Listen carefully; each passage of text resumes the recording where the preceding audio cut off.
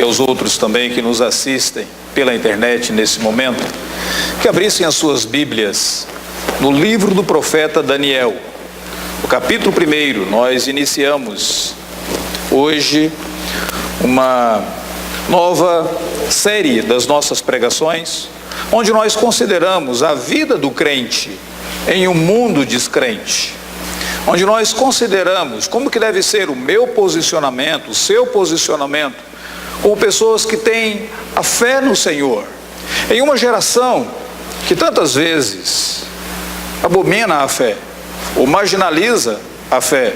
Qual que deve ser o nosso posicionamento, em termos de relacionamentos, com o mundo ao redor? Daniel capítulo 1, nós iremos ler todo esse capítulo. Eu gostaria de convidar a sua atenção para tal. Verso de número 1. No 3º ano do reinado de Jeoaquim, rei de Judá, veio Nabucodonosor, rei da Babilônia, a Jerusalém e a sitiou. O Senhor lhe entregou nas mãos a Jeoaquim, rei de Judá, e alguns dos utensílios da casa de Deus, e estes levou-os para a terra de Sinear, para a casa do seu Deus, e os pôs na casa do tesouro do seu Deus. Disse o rei a Aspenaz, chefe dos seus eunucos, que trouxesse alguns dos filhos de Israel, tanto da linhagem real como de nobres, jovens, sem nenhum defeito, de boa aparência, instruídos em toda sabedoria, doutos em ciência, versados no conhecimento, e que fossem competentes para assistirem no palácio do rei e lhes ensinasse a cultura e a língua dos caldeus. Determinou-lhes o rei a ração diária das finas iguarias da mesa real e do vinho que ele bebia, e que assim fossem mantidos por 3 anos, ao cabo dos quais assistiriam diante do rei. Entre eles se achavam os filhos de Judá, Daniel, Ananias, Misael e Azarias. O chefe dos eunucos lhes pôs outros nomes, a saber, a Daniel, Beltesazar, Ananias, o de Sadraque, a Misael, o de Mesaque, e Azarias, o de Abednego. Resolveu Daniel firmemente não contaminar-se com as finas iguarias do rei, e nem com o vinho que ele bebia. Então pediu ao chefe dos eunucos que lhe permitisse não contaminar-se. Ora, Deus concedeu a Daniel misericórdia e compreensão da parte do chefe dos eunucos. Disse o chefe dos eunucos a Daniel: tenho medo do meu senhor, o rei, que determinou a vossa comida e a vossa bebida, porque, pois, veria ele o vosso rosto mais abatido do que os outros jovens da vossa idade. Assim poris em perigo a minha cabeça para com o rei. Então disse Daniel ao cozinheiro-chefe, e a quem o chefe dos eunucos havia encarregado de cuidar de Daniel, Ananias, Misael e Azarias: experimenta, peço-te, os teus servos 10 dias, e que se nos deem legumes a comer e água a beber. Então se veja diante de ti a nossa aparência, dos jovens que comem das finas iguarias do rei, e segundo vires, age com os teus servos. Ele atendeu e os experimentou 10 dias. No fim dos 10 dias, a sua aparência era melhor, e estavam eles mais robustos do que todos os jovens que comiam das finas iguarias do rei. Com isso, o cozinheiro-chefe tirou deles as finas iguarias e o vinho que deviam beber, e lhes dava legumes. Ora, a estes 4 jovens Deus deu conhecimento e inteligência em toda a cultura e sabedoria, mas a Daniel deu inteligência em todas as visões e sonhos. Vencido o tempo determinado pelo rei para que os trouxesse, o chefe dos eunucos os trouxe à presença de Nabucodonosor. Então o rei falou com eles, e entre todos não foram achados outros como Daniel, Ananias, Misael e Azarias. Por isso, passaram a assistir diante do rei. Em toda a matéria de sabedoria e de inteligência, sobre os quais o rei lhes fez perguntas, os achou 10 vezes mais doutos do que todos os magos e encantadores que haviam em todo o seu reino. E Daniel continuou até o 1º ano do rei Ciro. Nos últimos anos, muita atenção tem sido dada aos chamados grupos minoritários. Aqueles grupos que são minoria, eles recebem essa atenção e eles ocupam um espaço nas mídias, nos debates, nas discussões.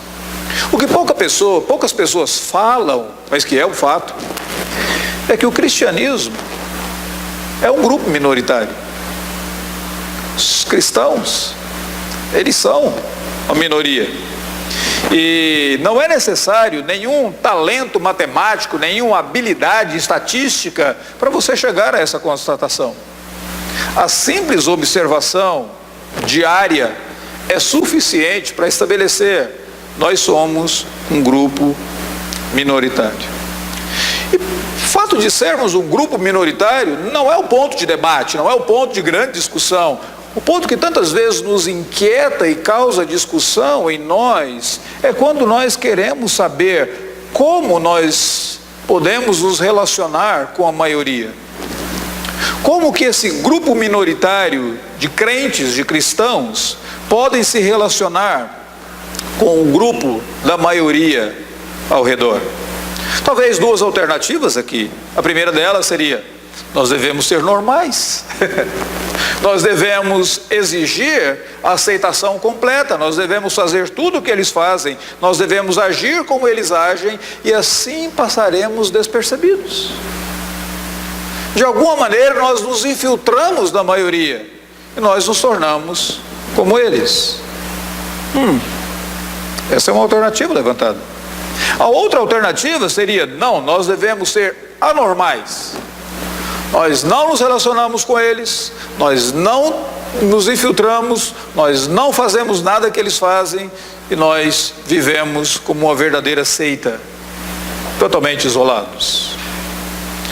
O fato é que nós necessitamos de sabedoria para essa questão. Sempre continuamos necessitando de sabedoria para essa questão. E esse livro de Daniel, em especial o capítulo 1 de Daniel, é um dos textos bíblicos onde nós encontramos a sabedoria divina para aprendermos como relacionar com o mundo ao nosso redor. Esse primeiro livro de Daniel, de fato, ele foi um dos escritos bíblicos direcionados especialmente para grupos minoritários, porque Daniel e os amigos dele, e os outros de Judá, eles eram minorias na Babilônia. E todo o livro de Daniel, ele ensina a mim e a você como é que nós devemos lidar no contexto da maioria, quando nós somos essa minoria. É interessante que o livro de Daniel, de todos os livros da Bíblia, talvez, e juntamente com o livro de Apocalipse, talvez seja a porção da Bíblia mais mal interpretada ao longo de todos os anos. Eu não sei se você sabia, mas foi justamente de uma interpretação errada do livro de Daniel que surgiram os adventistas do sétimo dia. De uma interpretação errada do livro de Daniel que surgiram os testemunhos de Jeová. Algumas pessoas, elas chegam nesse livro de Daniel que fala sobre números e símbolos, e quando elas vão discutir com você, elas praticamente começam a coçar os dedos, dizendo: agora sim, agora eu te pego e trago você para o meu sistema de números e símbolos e assim por diante. Portanto, nós precisamos entender corretamente a mensagem do livro de Daniel. Mas acima de tudo nós precisamos compreender essa mensagem, porque nessa mensagem nós encontramos o consolo divino, a instrução divina para essa grande pergunta: como é que nós podemos viver na maioria quando nós somos minoria? Como relacionar com eles? Só gostaria de lembrar você da época em que Daniel estava escrevendo, da época em que ocorreram esses eventos registrados aqui no capítulo que nós acabamos de ler. Era mais ou menos o ano 500 antes de Jesus Cristo.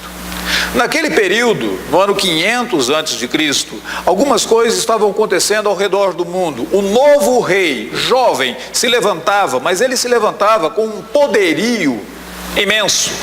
Um jovem chamado Nabucodonosor. O governo daquele homem era marcado pela crueldade e era marcado pela engenhosidade. De fato, ninguém podia resistir ao exército de Nabucodonosor, porque ele era engenhoso. Tão engenhoso que nós temos uma das 7 maravilhas do mundo antigo, a Babilônia, os jardins suspensos da Babilônia. Mas o reino dele era marcado também pela crueldade. Há um relato na Bíblia Sagrada de que em um determinado momento ele pegou um dos reis de Israel e ele levou aquele rei cativo para a Babilônia. Mas antes de levar o rei cativo, ele fez questão de matar diante do rei todos os filhos do rei e depois furar os 2 olhos do rei. Imagine você conviver para o resto da sua vida com a imagem de que a última coisa que você viu foram os seus filhos sendo mortos diante de você e depois seus olhos são vazados. Essa crueldade de Nabucodonosor fazia com que outros povos não se colocassem como pários para o poder dele. De fato, rapidamente, ele construiu e ele conquistou o império. E ele entrou em Jerusalém, sitiou Jerusalém, conquistou Jerusalém e levou de lá alguns cativos. Quando ele levou alguns cativos de Jerusalém, Daniel estava entre eles.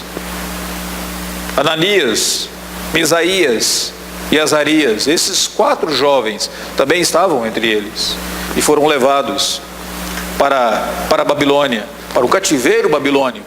E dali eles não sabiam se eles retornariam. De fato, o relato bíblico sobre o cativeiro babilônico é um dos dramas mais intensos da Bíblia Sagrada. Ele só não é maior do que o drama da morte do Senhor Jesus Cristo. Eu fico imaginando, para cada judeu que naquele momento teve a cidade de Jerusalém sitiada pelo poderio de Nabucodonosor e foi levado para o cativeiro, ele deveria imaginar, é o fim do mundo. Aqueles judeus viram o templo sendo destruído, as colunas do templo sendo desmontadas, o ouro, a prata, o bronze sendo levados, os utensílios do templo, tudo sendo levado. A cidade em ruínas, o mundo acabou. O que eles podiam esperar? Como eles podiam viver? E agora, nesse exato momento, vivendo na Babilônia, sendo um povo minoritário, não podendo ter a liberdade do culto, não podendo expressar as suas convicções, o que eles podiam fazer? Eles haviam pecado. O povo pecou e o povo rejeitou Deus, e Deus havia rejeitado o povo naquele momento. Como que eles poderiam viver naquele contexto? É sobre isso que trata o capítulo 1 de Daniel. Esse capítulo ele pode ser facilmente dividido em 2 partes. E é sobre isso que eu quero ver com vocês. A primeira delas está aí do versículo de número 1 ao versículo de número 7. E a segunda do versículo de número 8 até o restante do capítulo.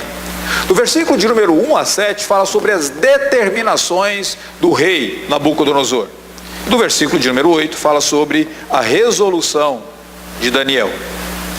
Ambas as partes desse capítulo revelam para mim e para você algumas verdades extremamente relevantes para o nosso dia a dia, para amanhã no seu trabalho, na sua escola, na sua vida.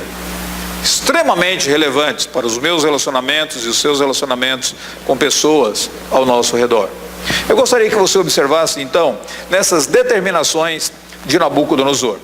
O texto, ele inicia com a expressão do versículo de número 2: o Senhor lhe entregou nas mãos de Nabucodonosor, o rei Joaquim. Mas Nabucodonosor, o fato de Deus ter entregue para Nabucodonosor o domínio e a conquista de Jerusalém e do povo judeu, não significava que Nabucodonosor fosse um crente, não significava que Nabucodonosor fosse um servo de Deus. Pelo contrário, o próprio versículo de número 2 diz que ao final ele destruiu o templo de Deus e ele levou os utensílios para a casa do seu Deus. Ou seja, ele não cria em Deus, ele era um descrente em Deus, ele era um idólatra, ele adorava outros deuses, não eram